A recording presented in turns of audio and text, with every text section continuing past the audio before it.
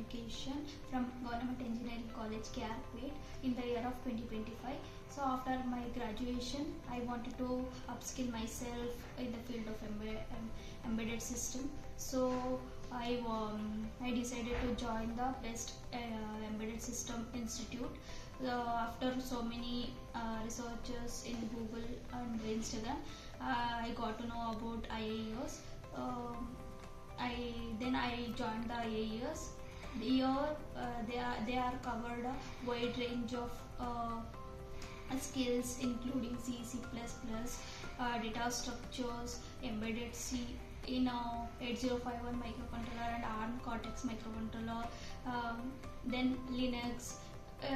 After every module we have did so many real-time projects that help me to learn more about real-time projects and industry things. So when it comes to IIES placement department, it's give a great support and guidance to got placed in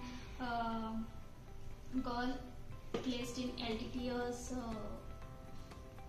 with a package of 3.5 LPA as an intern embedded engineer. Thank you for IIES for giving me this great opportunity to learn.